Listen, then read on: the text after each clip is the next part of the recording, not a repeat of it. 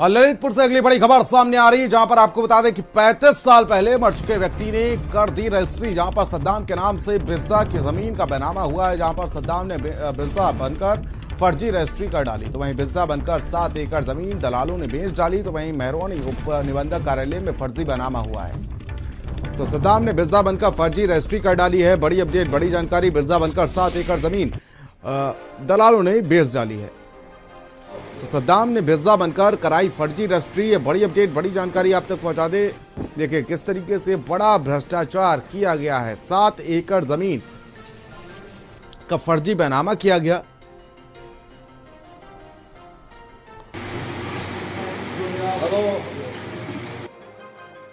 पैंतीस साल हो गए है। फिर क्या हुआ? फिर जी मतलब लेखपाल से कई दफे कही कि हमारी जमीन नकारा ही नहीं है।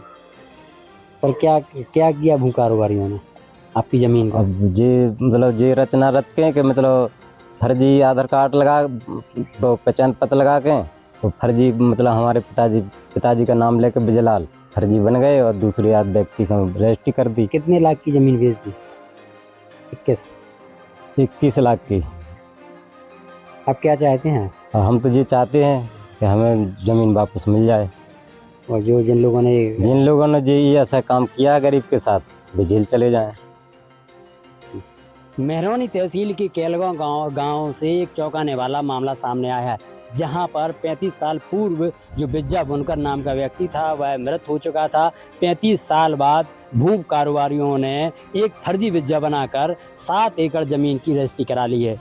तो वहीं जब रजिस्ट्री कराने के बाद जो उनका परिवार है, जब उनको इस चीज़ की जानकारी हुई तो पूरे परिवार में हड़कंप मच गया। बताया गया है कि जिस तरह से फर्जी बिज्जा को बनाया गया और फर्जी जो उनके गवाह हैं उनको भी रखा गया है, और जो पहचान पत्र के आधार पर जो सब रजिस्ट्रार हैं उन्होंने उसकी रजिस्ट्री करा दी है। जिस तरह से शासन आदेश है कि जो आधार कार्ड के लगाने के बाद ही रजिस्ट्री को किया जाता है, और जो चेक संख्या है जिसमें सेल्फ के चेक काट कर और सेल्फ में ही पैसे को भंजा लिया गया। बताया गया कि जो बेशकीमती ज़मीन है वह करोड़ों की इनकी ज़मीन है, और उस ज़मीन पर खेतीबाड़ी करते चले आ रहे थे। ललितपुर से भारत समाचार के लिए संजीव नामदेव।